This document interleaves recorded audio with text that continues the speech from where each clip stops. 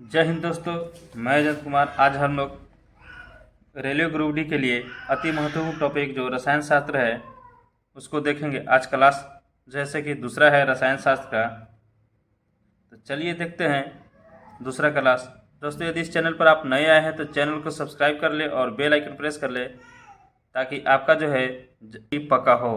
दोस्तों, आपका जब तक एग्ज़ाम नहीं हो जाता है तब तक जो है कि आपको इस चैनल पर वीडियो आता रहेगा। तो चलिए देखते हैं दूसरा क्लास। देखिए, दूसरा क्लास में हम लोग देखेंगे भौतिक वर्गीकरण। क्या देखेंगे? भौतिक वर्गीकरण। देखिए, भौतिक वर्गीकरण में ये जो पदार्थ को कितने भागों में बांटा गया है? 3 भागों में, ठोस, द्रव और गैस। तो देखिए, ठोस जो है उसका जो है कि आयतन और आकार क्या होता है? निश्चित होता है। जैसे कि ईंट देख लीजिए, है ना। ईंट को कहीं भी उठा के रख देंगे, ये ईंट है, ठीक है, इसको कहीं भी उठा के रख देंगे तो ये जैसे कि इसका आकार नहीं चेंज होगा और नहीं क्या है, आयतन चेंज होगा। अब बात करते हैं द्रव का, ठीक है। तो द्रव में देखिए आयतन निश्चित और आकार अनिश्चित होता है। द्रव के जैसे कि दूध है, ठीक है। अगर हम लोग बेलनाकार जो है कि टंकी में रखते हैं तो दूध का जो है कि आयतन 1 लीटर है तो 1 ही लीटर रहेगा, लेकिन क्या है, इसका आकार बेलनाकार हो जाएगा। वैसे ही बाल्टी वाला आकार में रखते हैं तो दूध तो उतना ही रहेगा, लेकिन क्या है, इसका शेप जो हो जाएगा बाल्टी वाला हो जाएगा। वैसे ही कटोरा में रखते हैं, ठीक है, तो क्या हो जाएगा, कटोरा का आकार होगा। इसलिए जैसे कि द्रव का आकार निश्चित नहीं होता है। अब बात करें गैस का, तो गैस जो है, गैस में आयतन नहीं आकार निश्चित होता है। कैसे नहीं निश्चित होता है? देखिए, कोई सिलेंडर का टंकी है, ठीक है, उसमें भर के ले आए हैं 4 लीटर, है ना। कितना लीटर? 4 लीटर। अगर दूसरा गैस में ट्रांसफ़र करेंगे टंकी में गैस, तो 4 लीटर ना होके 5 लीटर भी हो सकता है, 5.5 लीटर भी हो सकता है ना, बढ़ जाता है, ठीक है। दूसरे में ये गैस बेलनाकार है, ठीक है, और ये जैसे कि अगर घनाभाकार है तो इसका ही आकार ले लेगा, है ना, और क्या है, आयतन में कम बेसी हो जाएगा। इसलिए क्या होता है, गैस जैसे कि अनिश्चित होता है। अब देखिए, ये जो ठोस है, ठोस में जो है कण, इसका जो है, जैसे कि देखिए ये क्या है, ईंट है, ये क्या है, ठोस है। इसका जो कण है से एकदम सटा सटा रहता है ना। जैसे इसमें जो कण है एकदम सटा सटा रहता है। क्या रहता है? सटा सटा रहता है। इसलिए क्या है, इसका आयतन निश्चित होता है और आकार।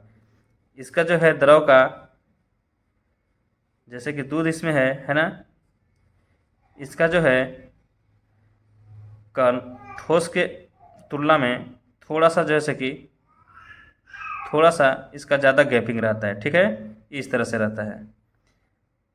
और गैस का जो है, गैस का कण बहुत दूर दूर रहता है ना, इसीलिए इसका जैसे कि आकार अनिश्चित होता है और आयतन भी, ठीक है। तो आप लोग समझ गए। अब देखिए, हम लोग देखेंगे गतिज ऊर्जा की बात करेंगे कि जो है कि ठोस का सबसे ज़्यादा गतिज ऊर्जा ज़्यादा है कि द्रव का है कि गैस का है। तो चलिए देखते हैं। देखिए, गतिज ऊर्जा जो है सबसे ज़्यादा गैस का होगा, है ना। अब कैसे होगा गैस का? जैसे कि यहाँ पे देखिए गैस है ना, गैस में जो है, ये मान लीजिए कि टंकी है, ठीक है, क्या है, टंकी है। अब इसमें गैस जो है, इसका जो कण है बहुत दूर दूर रहता है ना, क्या रहता है, बहुत दूर दूर। अब इसको मान लेते हैं ईंट है, क्या है, ईंट है, ईंट ठोस है। इसका जैसे कि कण एकदम सटा सटा रहता है ना, क्या रहता है, एकदम सटा सटा रहता है। अब ये बताइए कि सबसे ज़्यादा गति कौन करेगा? जिसमें ज़्यादा खाली जगह होगा। इसीलिए क्या है, गतिज ऊर्जा गैस का जैसे कि अधिक होता है और सबसे कम किसका होता है, ठोस का। और द्रव का हो जाता है बीच में, है ना, यानी जैसे कि गतिज ऊर्जा सबसे ज़्यादा गैस का, उसके बाद द्रव का और उसके बाद ठोस का होता है। अब हम लोग बात करते हैं विसरण। विसरण का मतलब होता है घुलना मिलना, मतलब सबसे ज़्यादा कौन घुले मिलेगा, ठीक है। तो देखिए, विसरण का मतलब क्या होता है, घुलना मिलना। अब यहाँ पे भी वही है, कण ही देखेंगे, टंकी है, ठीक है। इसमें कण देखेंगे गैस का, तो गैस का क्या है, कण बहुत कम रहता है, यानी दूर दूर रहता है। अब ये देखेंगे द्रव का, तो द्रव का भी दूर दूर रहता है, लेकिन उतना दूर नहीं रहता है जितना गैस का रहता है। और ठोस का देखेंगे, तो ठोस का जो है से कि एकदम कण जो है से कि क्या है, एकदम नज़दीक नज़दीक रहता है ना, इसीलिए क्या होता है, वो ठोस रहता है। अब देखिए विसरण घुलने मिलने का, तो ये बताइए कि घुले मिलेगा कब ज़्यादा, जो ज़्यादा गति से ही चलेगा या हिले डुलेगा, है ना। तो जो ज़्यादा गति से चलेगा वही क्या है, घुलेगा ज़्यादा। तो इसका मतलब ये हो गया कि गैस जो है, गैस में विसरण जो है कि सबसे ज़्यादा होगा ना, उसके बाद द्रव में होगा। और ये जो है कि इसका जो कण है ये तो है न हिलेगा ना कुछ होगा ना, तो इसका क्या है, विसरण बहुत कम होगा। क्या होगा, बहुत कम। इसलिए जैसे कि ठोस का विसरण क्या हो जाएगा, सबसे कम। सबसे ज़्यादा विसरण किसका होगा, गैस का, उसके बाद द्रव का, उसके बाद ठोस का। ये देखिए ये जो क्वेश्चन है बार बार आता है ना, कि गैस का सबसे ज़्यादा गतिज ऊर्जा है कि द्रव का है, ठोस का, तो याद रखेंगे। तो गतिज ऊर्जा किसका हो जाएगा, गैस का। जिसके कण ज़्यादा हटे हटे रहेंगे ना, उसका क्या है, गतिज ऊर्जा ज़्यादा हो जाएगा। विसरण भी सेम वैसा ही है, जिसका जैसे कि कण ज़्यादा दूर दूर पर रहेंगे तो विसरण ज़्यादा होगा। और आगे देखिए अंतर आणविक स्थान ना, अंतर आणविक, अंतर आणविक किसको कहते हैं, अंतर आणविक का मतलब होता है, ये देखिए इसमें क्या है, गैस है, ठीक है, इसमें द्रव है और इसमें ठोस है, ठीक है। क्या है, ये ठोस है। अब देखिए गैस में जो कण है बहुत दूर दूर रहता है ना,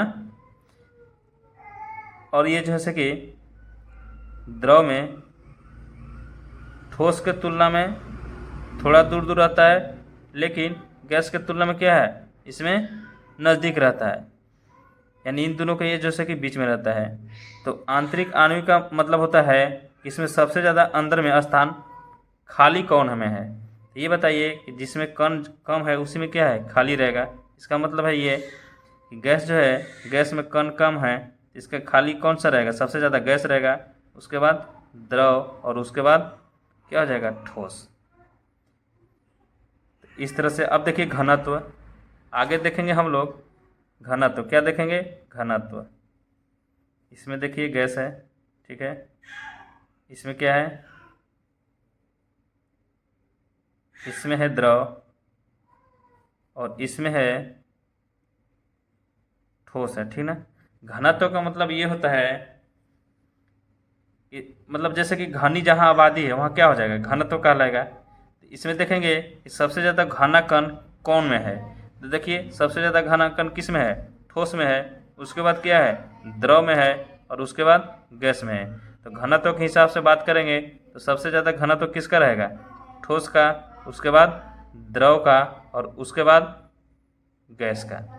तो घनत्व सबसे ज़्यादा किस में रहेगा, ठोस में रहेगा।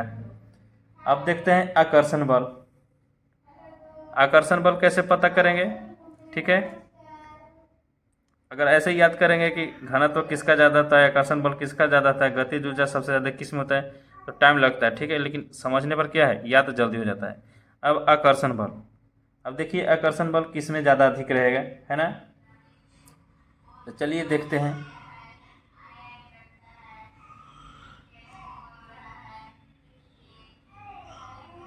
आकर्षण बल का मतलब ये होता है कि जिसमें जो है कि घनत्व है ना, मतलब जिसका घनत्व ज़्यादा रहेगा उसका क्या है, आकर्षण बल ज़्यादा रहेगा। जैसे कि एक दो व्यक्तियों का झुंड है, ठीक है, और दोनों को गेम खेलना है ना, रस्सी तीरने वाला गेम खेलना है। अब इसमें 4 व्यक्ति है, ठीक है, इसमें 4 व्यक्ति है और इसमें क्या है, 6 व्यक्ति है, ठीक है।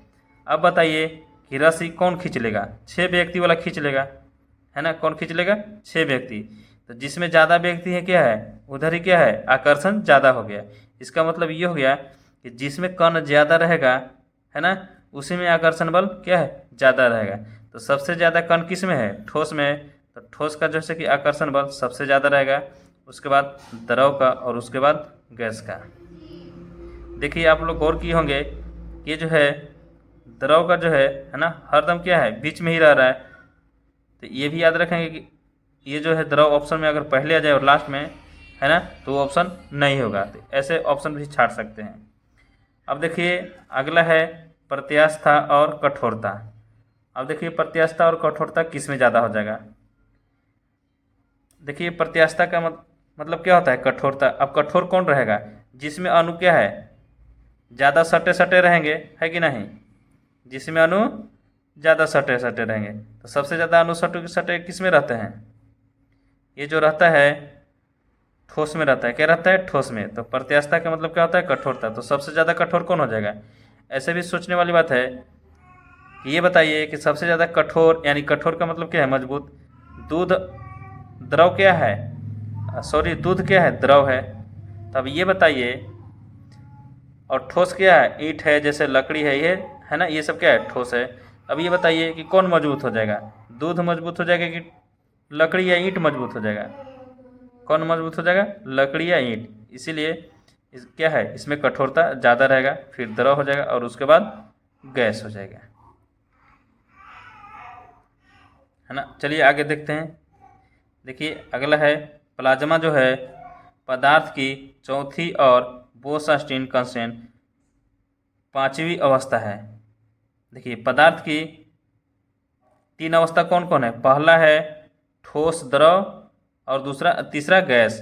पहला कौन है? यहाँ पर देखिए, पहला है ठोस, दूसरा है गैस, पहला है ठोस, दूसरा है द्रव और तीसरा है गैस। चौथा कौन है?